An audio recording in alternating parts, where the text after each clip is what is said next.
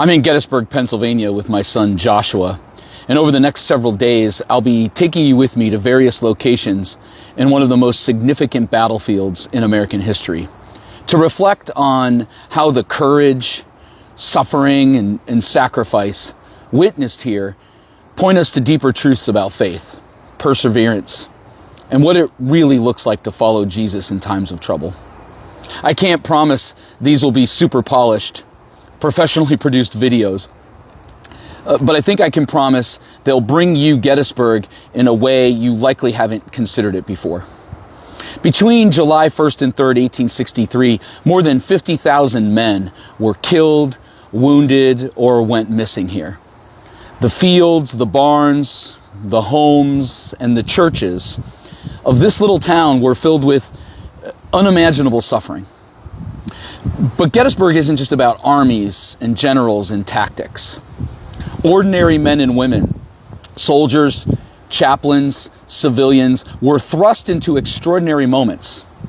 And in their words and their actions, we still find lessons that speak to us as followers of Christ today.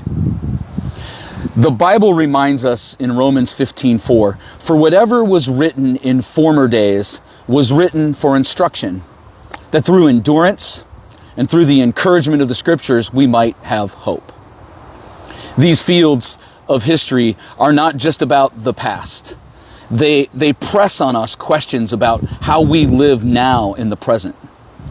As we walk through Gettysburg together over the next couple days, I want to give you three big ideas to consider. First, freedom always comes at a cost. Galatians 5:1 tells us, "It is for freedom that Christ has set us free. Stand firm then."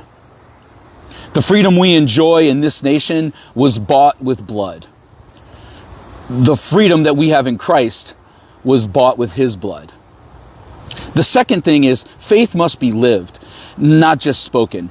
At Gettysburg, men prayed, sang hymns, and clung to God in the darkest of moments. Hebrews 11 reminds us that faith turns weakness into strength. That's the kind of faith we're called to live today. And the third thing I want you to think about through this is suffering is inevitable, but Christ is present. James 1 tells us trials produce perseverance. Gettysburg stories remind us that in our battles, whether sickness, loss, or temptation, God is still our refuge and strength. So here's the challenge I want us to carry into this series of videos. When suffering or crisis comes, will people see fear in us or faith? Will they see despair or perseverance? Will they see us collapse, or will they see Jesus Christ in us? Over the next few videos, we'll walk these fields together. We'll remember the cost of freedom, the witness of faith, and the hope of Christ. Gettysburg still speaks if we have ears to hear. The only question is, how will we respond?